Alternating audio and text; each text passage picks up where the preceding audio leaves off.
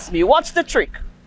What's the secret? Well, that is it. I'm a kid at heart. I play like a child. I don't get old in my mind. So that's one of the main trick, if you want to call it that, or tricks, if you want to call it that. Hello, everyone. Good morning. How are you guys doing today? It's Wednesday. Yes, it is Wednesday. Juju week. It's Juju week. Come on, you got to be excited about that. The entire week is going to be surrounded Julian Alfred. As a matter of fact, a lot of our guys are going to be going on out, be engaged. But that's for another show.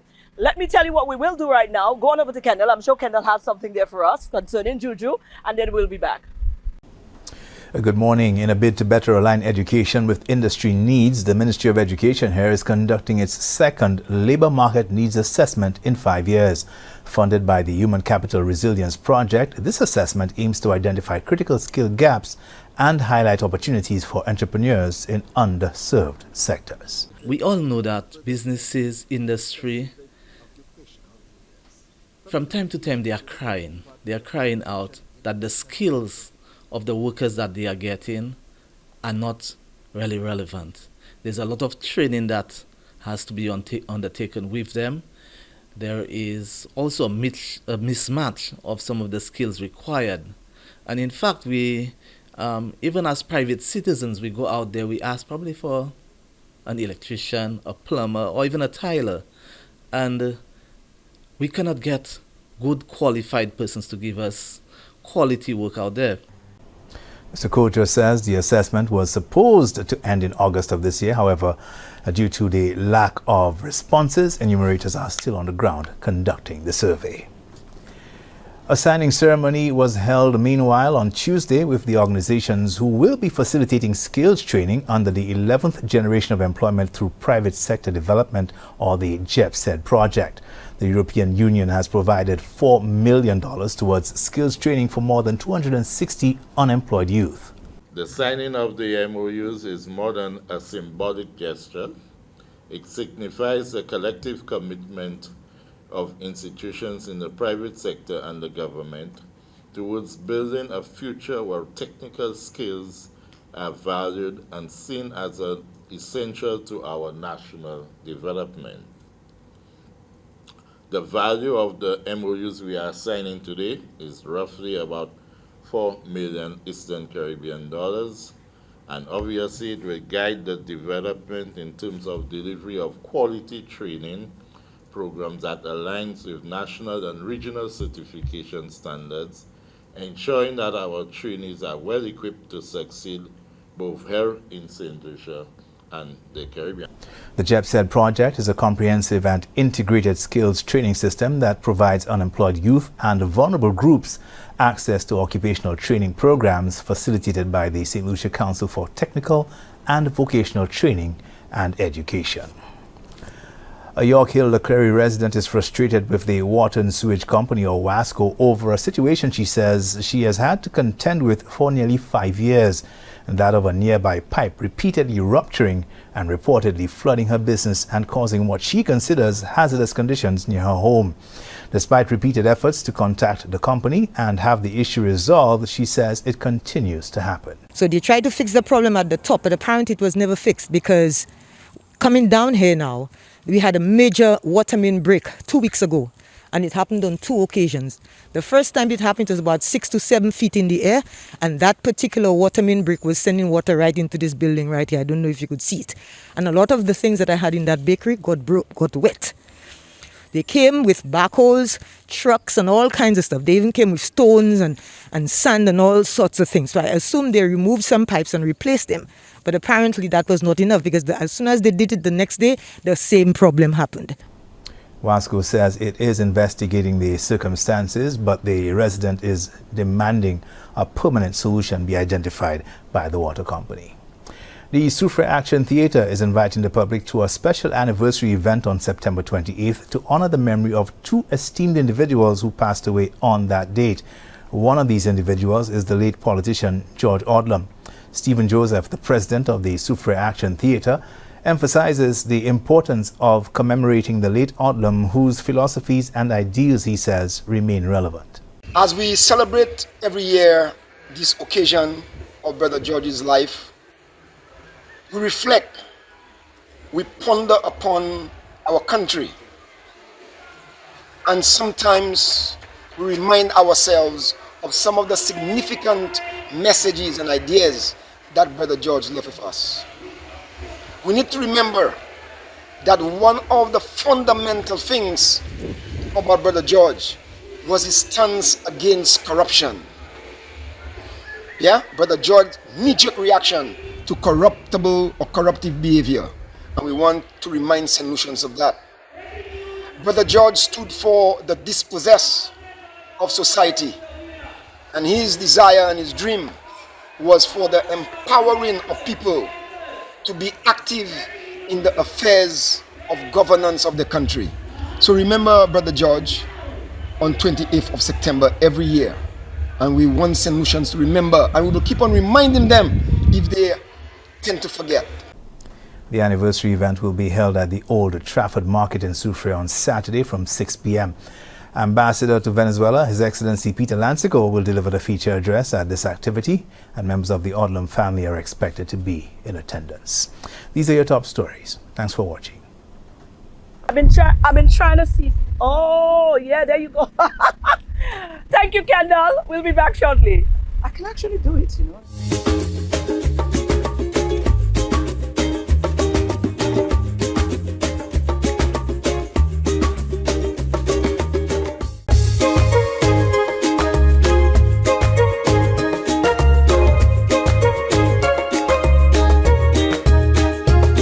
Yesterday we brought you Rafiti. We were talking about MELE, but there was more we needed to get from that.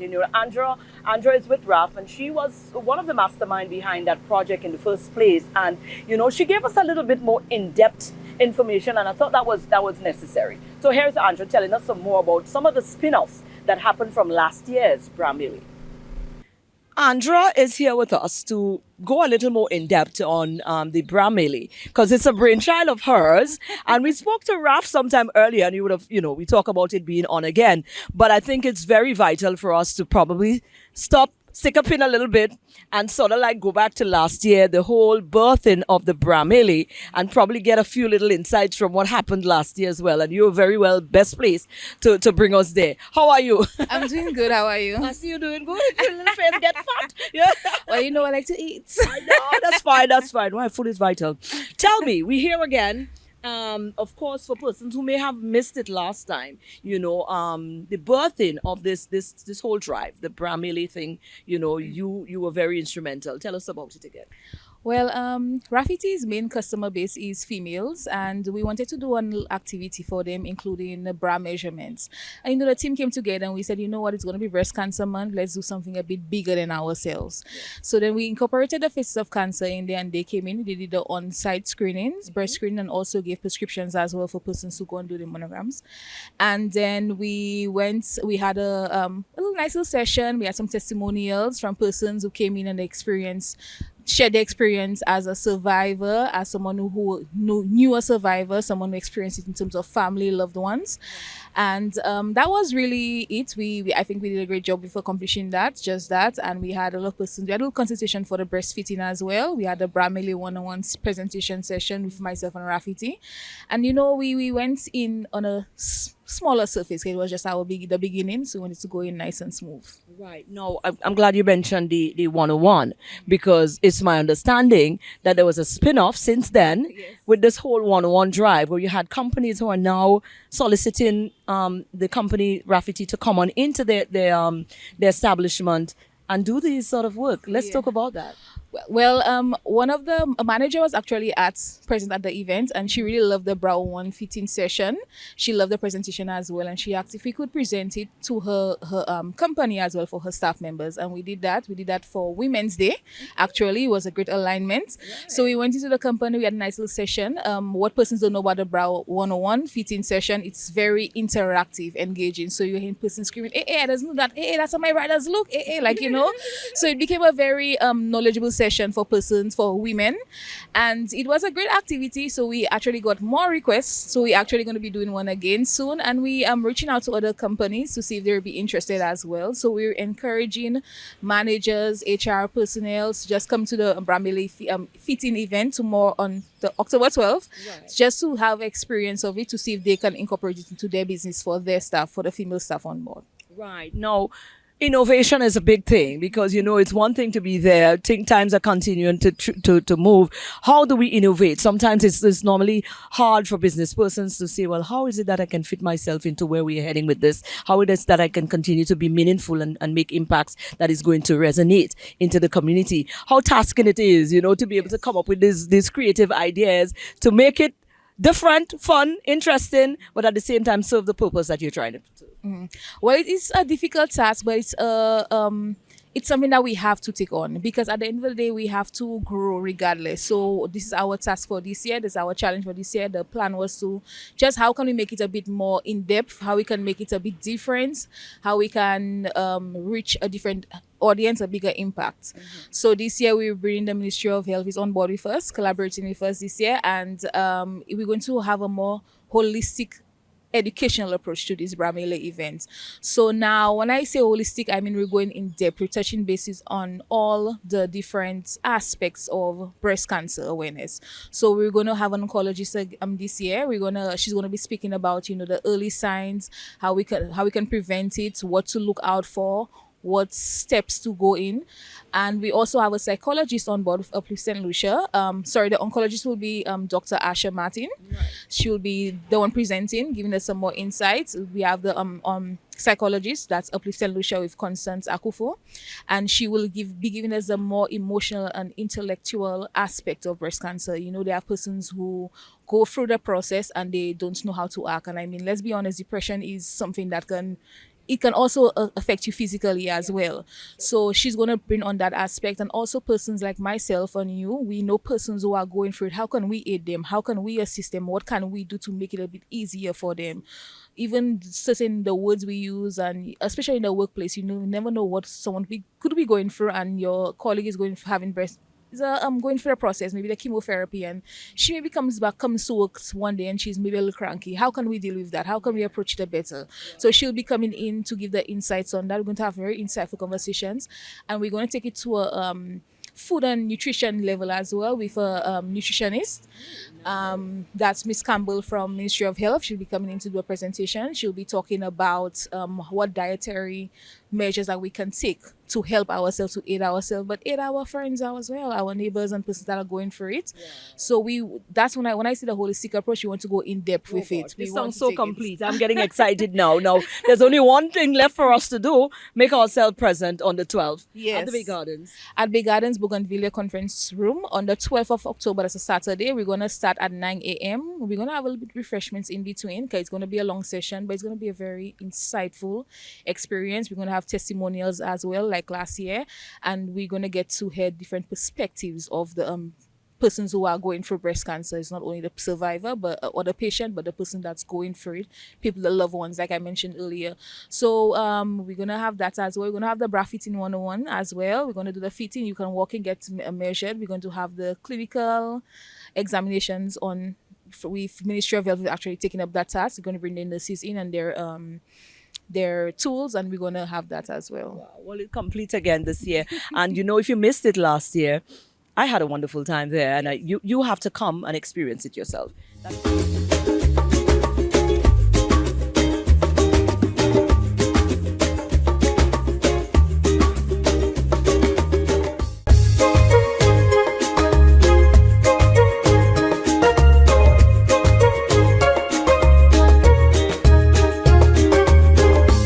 Again, like I said, this week is a week of a lot of inspiration. Another one of our greats has been doing things and is being recognized internationally as well.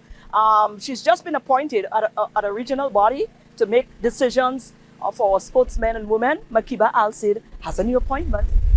Good morning. I'm here with MAKEBA ALCIDE. That's my good friend. Let me tell you, I had to follow her. I tracked her down because I was trying to get something totally unrelated. And then she said, but I'm not on island. I said, but why are you not here? And then she was explaining to me where she was, what was going on. And I thought, oh, interesting. MAKEBA, how are you? Welcome back home. Well, thank you, thank you. Yeah, you see, we have a lot of our people returning home. MAKEBA, what's going on? You need to keep me abreast. I am trying to keep up with what's going on. We're here on the Mon now, so you're here on an assignment on the Mon. That's new as well. So I need to stay in tune with what's going on. You're quite a busy woman, and we need to stay in tune because these are the kind of commitments that we've got our persons from over the years continuing to pour in, and sometimes it goes unnoticed. But first, we're going to talk about where you come out, why you come out there, and let's talk about that new appointment. Okay, so I got elected on the Commonwealth Games Federation Athletes Advisory Commission as the Caribbean representative. So basically, I am the athlete's voice of the entire Caribbean region. Oh my God, that is huge. Yes, it is huge. So I attended a meeting, our first in-person meeting with the other members from the other regions in the Commonwealth, and it was a very interesting meeting, and I think we have some good work to do. And the fact that in the Commonwealth region, they're representing the athlete's voice and making sure the athlete's voice is part of the governance process is very important. No, listen, we have to spend some time here. I know we only have a little bit, but we have to spend some time here. Now, what does that mean from an athlete standpoint? Because you're coming from there as well. You're also coming from administration as well because you understand that part of the dynamics. You're also on the ground. You know where we are right now. Our nutrition, Julian Alfred, and now a lot of conversation is all over the place in terms of what it is we should do as a region, what we should do as a country. Now you're a part of a body that can actually effect some real changes, and you have a first hand as to what some of these changes should be because you've been there and you know what we need. So what does that mean for you? Well, I got elected to the position, so the Caribbean region voted me in, but I'm also the chair of the St. Lucia Athletes Commission, which has recently formed, and we have a seat on the board of the National Olympic Committee where we are part of the decision-making process. So every decision that is made by the St. Lucia Olympic Committee Incorporated, I represent the athlete's voice on that. And that's important because, again, we've had so many issues with athletes being underrepresented, with their voice not being heard. Right. So that the fact that we could collaborate with those athletes and be able to speak on their behalf is super important. We actually just hosted an athletes forum, a national athletes forum, with funding from Pan Am Sports and the International Olympic Committee a few weeks ago. And it was well received by St. Lucian athletes. They came in. They learned, we did some anti-doping sessions, we did some sports psychology sessions, we did some safeguarding sessions because we now have a qualified safeguarding officer on island, right. Catherine Spooner. And so that just helps athletes be more comfortable in themselves and know that there are ways that they could speak out and be represented. So in a sense, it's the same for the Caribbean region, and we're trying to ensure that all the athletes commissions on the islands in the Caribbean region are active and actually using their power to effect the change. Right. Now, what would be one of the first mode of action that you intend to take as appointed under this new appointment? Well, the first mode of action, and we started work on that already, is trying to tackle some historical injustice issues, and that's a big one. And we're trying to figure out how we could use sport to not just open up and talk about those issues that we've had in the past, but how we could fix some of those issues. And it's going to be a long road ahead.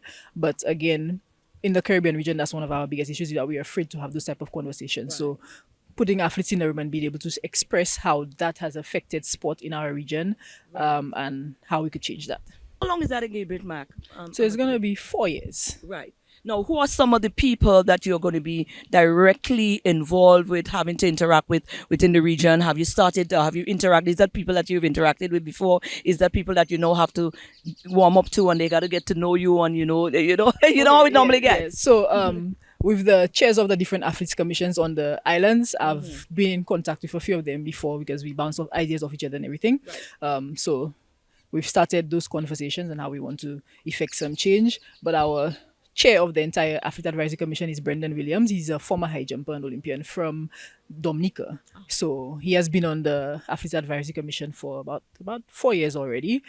So now he serves as chair, and he's a good guy to work with, full of ideas, full of energy. So I'm really, really happy to be working with him.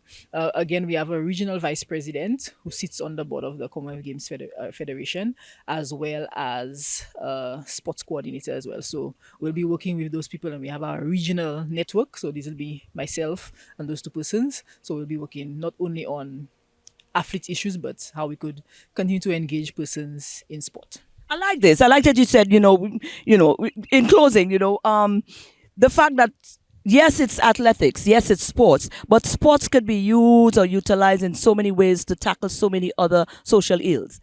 Is that one of the areas that you guys are going to be looking at too? I'm jumping ahead of myself, I guess. Yes, that's definitely one of the areas that we will be looking into as part of the mandate of the Commonwealth Games Federation, actually. So just being able to use sports as a tool to tackle and talk about social issues. That's a good thing. Now, where can we continue to follow? I mean, I know I could pick up my phone and call you and ask you where we at, what's going on. But if the rest of the populace, the viewing populace, would like to stay abreast, because, I mean, the conversation is ripe right now. Everybody is tuned in. What's going on with sports, and everybody want to be there. If they want to follow up what's going on, well, how is that commission coming along? What is the progress being made? How can we follow all of that? Well, if you follow Commonwealth Sports, a lot of the information is shared there, but a lot of us, we work behind the scenes to get things done. So, I don't know. Yeah. But we could follow Commonwealth. They have a website. Yes, they have a website, Commonwealth Sports, www.commonwealthsport.com. All right, wonder. MAKEBA, I think it's quite deserving, and we want to say congratulations. And we do believe she's going to do a remarkable job in that post. Don't. Let's give her our prayers. All the best. Thank you.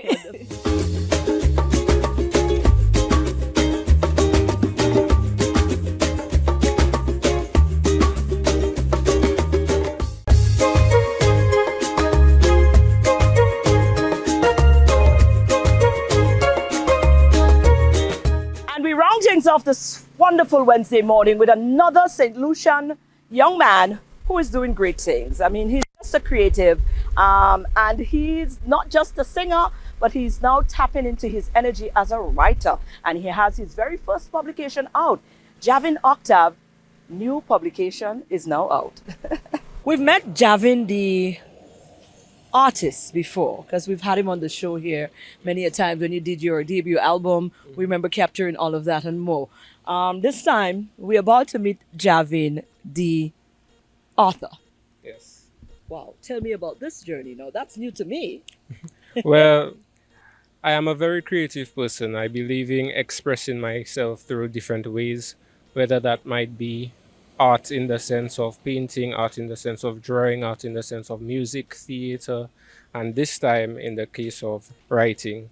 And so this is not the first book I've written, but the first book I've put out to the world. So it's entitled The Deadline, One Man's Race Against Time. And I hope you guys enjoy it when you finally get the copy. What's going on here? Yeah, so it's a fictional book. The concept behind it, what would you do if you knew how long a person had left to live? Mm-hmm. How much would you love if you knew a person's deadline? How much more would you appreciate people if you saw that they had probably 3 days to live? Probably can be your child, your partner, your mother, your father. So this is the concept behind this book, where the main character, after a traumatic event, unlocks the ability to see a person's deadline, how long that person has left to live.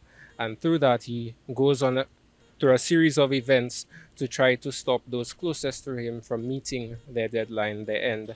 And it's a story where the main character learns to love, to appreciate, and sees that the real value of life is not how much money you make, but how much you invest into your family, love, and just appreciating the people around you. What influence writing this one? Did you have some sort of personal encounter? Was it something of that sort? What inspired you to decide you wanted to pen in that direction? Well, I've always loved writing, and this particular book was inspired through a conversation with my partner, where we spoke about love and appreciation, where I had an epiphany where I asked myself, how much more would a person love if they knew how much time they had left with a person? Because sometimes with death, we are left with a lot of regret, saying, if only we knew how much time we had with that person, we would treat them better, appreciate them more. And this is where the idea for the book came. And I decided to center it around an attorney who has that busy life and whose family wants to be around him, but he tends to neglect them a lot as a result of his career, and learns that yes, while it is important to provide for a family, being an active member of that family is also important. And that's the concept behind this book. Well, this is quite deep, and it's not far-fetched, because we are so, I mean, we're bombarded with that kind of, storyline in our daily lives. A lot of us, and I say us, I put me in the mix because sometimes I feel I miss out as well. But where can we find the book? It's already out. I know you had a book signing some time ago. What has been the response? Well, sales have been good. Thankfully, I appreciate everyone who's gotten a physical copy. Amazon has the ebook version, the Kindle version, but physical copies, while stocks last, you could order through me on Instagram, jarvin.octave. You could contact me there and we can have it delivered to you. Wonderful. Oh, congratulations. And I'm thinking that's one of many? Yes, one of many to come. All right. Yes, We wish you the best. Thank you so much. I also plan on doing some plays in the future. So look forward to more in writing and more in music from me as well. Wonderful. Yes. Well, congratulations on your debut, first publication. Yes. Wonderful. I'm gonna get a good read out of this. Yes. Thank you. Well, I told you guys, definitely a kid at heart. No, don't come for me. I'm 16 today. Have a wonderful Wednesday. Let's go out and be great today. And you know what? Tap into that little kid in you. We all have it. It keeps you young. Remember, I told you. Oh, it's hot.